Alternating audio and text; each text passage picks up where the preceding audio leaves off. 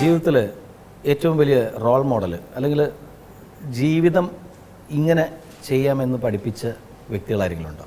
Role model എന്ന് പറഞ്ഞിട്ടുണ്ടെങ്കിൽ ഇപ്പോൾ പല ആംഗിളുകളുണ്ട്. ഇപ്പോൾ ചില സമയത്ത് ഞാൻ പറയും അച്ഛൻ അല്ലേ വേണമെങ്കിൽ ചില കാര്യങ്ങളിൽ അച്ഛൻ എന്തൊക്കെ ചെയ്തിട്ടുണ്ട് അതൊക്കെ ചെയ്യാൻ പാടില്ല എന്ന് ചിന്തിച്ചിട്ടുണ്ട്. മോശക്കാരനായിട്ടല്ല, കാരണം അച്ഛൻ ചെയ്തപ്പോൾ ഉണ്ടായ അതിൻ്റെ ഫലങ്ങൾ കണ്ടതുകൊണ്ട് ഇങ്ങനെയൊന്നും ചെയ്യാൻ പാടില്ല, അങ്ങനെ കുറേ കാര്യങ്ങൾ.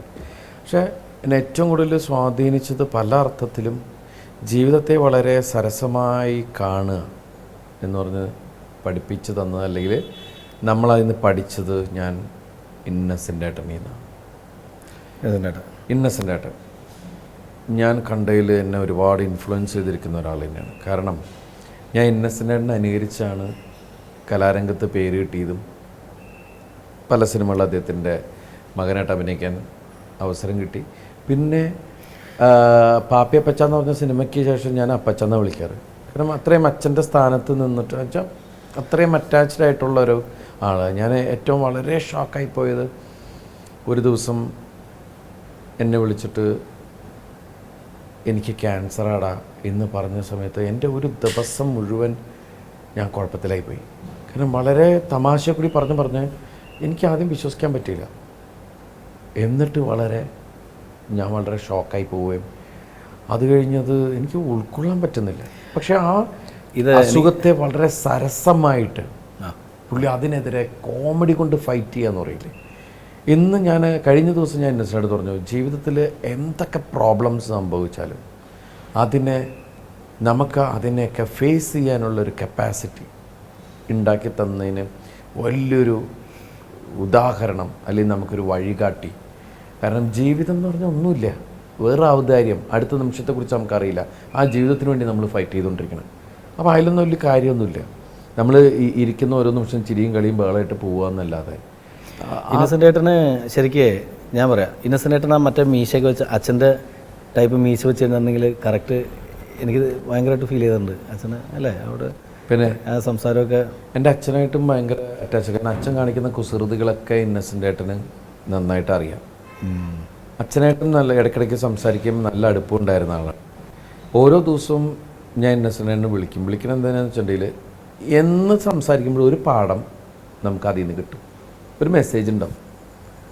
അപ്പോൾ അത് തമാശ മാത്രം പറയണമെന്നുള്ളതല്ല ഇന്നസെൻ്റ് ഏട്ടന് ഒരുപാട് അനുഭവങ്ങളുടെ പട്ടിക ഇങ്ങനെ കിടക്കുകയും എന്താ പറയണത്, നമുക്ക് ഒരു പാഠപുസ്തകമാണ്.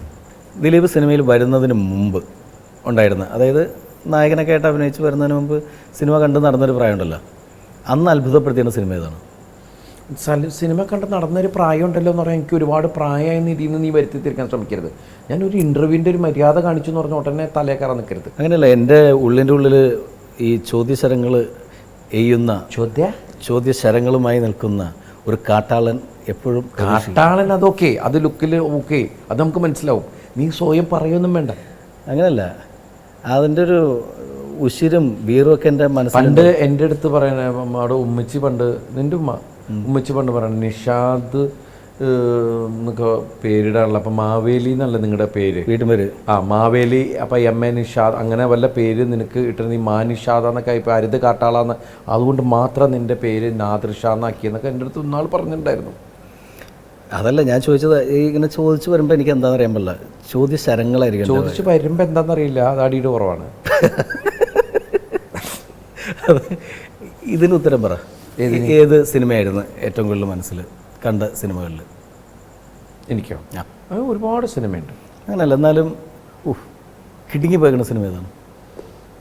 കിടുങ്ങി പോയിക്കുന്ന അങ്ങനെ എത്ര തരത്തിൽ എത്തൊക്കെ ലാംഗ്വേജിൽ പല സിനിമകളുണ്ട്. ഞാൻ അഭിനയിച്ച സിനിമ കണ്ടാണോ കിടുങ്ങിയത്? നീ അഭിനയിച്ച ഏതായിരുന്നു? മെരാനൻ ജോക്കർ. അത് കണ്ട് കിടുങ്ങിയിട്ടുണ്ടോ? മെരാനൻ ജോക്കർ എന്നുള്ള സിനിമ എനിക്ക് രാജ് കപൂർ എന്ന് പറഞ്ഞ അദ്ദേഹത്തോടുള്ള ഒരു ആദരവ് കാരണം ആ സിനിമ ഞാൻ കണ്ടിട്ടുണ്ട്. അതിനപ്പുറമുള്ളൊരു സിനിമ ഈ സിനിമ ടി വിയിൽ വരുമ്പോഴേ എൻ്റെ വൈഫ് ഷായന പറയും, അത് ഓഫ് ചെയ്യണ്ടോ? ഞാൻ പറയാം, എന്ത് പറ്റി? മക്കൾ വളർന്നു തന്നെയാണ്, അവർക്ക് നിങ്ങളോട് റെസ്പെക്റ്റ് ഉണ്ട്, അത് കളഞ്ഞു വിളിക്കണ്ടേക്ക് അത് ഓഫ് ചെയ്യും. ഞാൻ അന്നും അതുകൊണ്ട് തന്നെ അത് കാണാൻ കാരണം ഒരു സുഹൃത്ത് എന്നുള്ളത് എനിക്ക് നിങ്ങളോട് തോന്നുന്ന ചില സ്നേഹങ്ങളുണ്ട്, അത് നഷ്ടപ്പെടരുത് എന്നുള്ളൊരു ഇതാണ്. എന്താണെന്ന് അറിയില്ല, ഒരു മുൻകരുതൽ. അല്ല, ഞാൻ ആ സമയത്ത് ശരിക്കും ഈ മലയാള ഇൻഡസ്ട്രിയിൽ ഏറ്റവും ഇഷ്ടപ്പെടുന്ന ആളാരാണ്? മലയാള ഇൻഡസ്ട്രിയിൽ അങ്ങനെ സത്യം മാത്രമേ പറയുള്ളൂ, റംസാൻ മാസമാണ്. റംസാൻ കഴിഞ്ഞപ്പോൾ ഇന്ന് പെരുന്നാളല്ല. പെരുന്നാളിന് അതിൻ്റെ ഒരു മര്യാദ ഉണ്ടാവണം. എപ്പോഴും നമുക്ക് അടുത്തിരിക്കാനും സംസാരിക്കാനൊക്കെ തോന്നുന്നത് ഇന്നസെൻ്റ് ഏട്ടനും തന്നെ. പിന്നെ ബാക്കി എല്ലാവരും അപ്പോൾ കുഴപ്പക്കാരാന്നാണോ പറയുന്നത്? അങ്ങനെയല്ല, അവരെന്താ അടുത്തിരിക്കാൻ പറ്റില്ലേ? അങ്ങനെയല്ല, എൻ്റെ ഒരു വേവ് ലെങ്ത് അനുസരിച്ചിട്ട് എനിക്ക് ഇന്നസെൻ്റ് ഏട്ടനായിട്ട് നിൻ്റെ വേവ് ലെങ്ത് അങ്ങനെയല്ല ഞാൻ പറഞ്ഞത്. ഇന്നസെൻ്റ് ഏട്ടൻ്റെ വേവ് ലെങ്ത് അല്ല, ഇന്നസെൻ്റ് ഏട്ടൻ്റെ കൂടെ സംസാരിച്ചിരിക്കുമ്പോൾ എനിക്ക് എന്തെങ്കിലും പറയാനായിട്ടുള്ളൊരു ഫ്രീഡം ഉണ്ട്. മറ്റൊരാരും ഫ്രീഡം തരില്ല, അവർക്കറിയാം കന്നിനെ കൈ കാണിക്കാൻ പാടില്ല.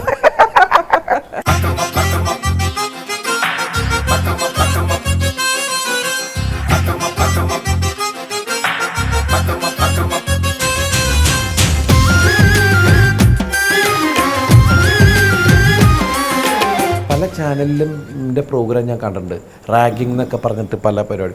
ഈ പറയുന്ന ആളുകൾ അങ്ങോട്ട് പൊളിച്ചടുക്കുക എന്നൊക്കെ പറഞ്ഞ ടി വിയുടെ മുമ്പിൽ നിൻ്റെ ഒരു പ്രകടനം ഉണ്ട്.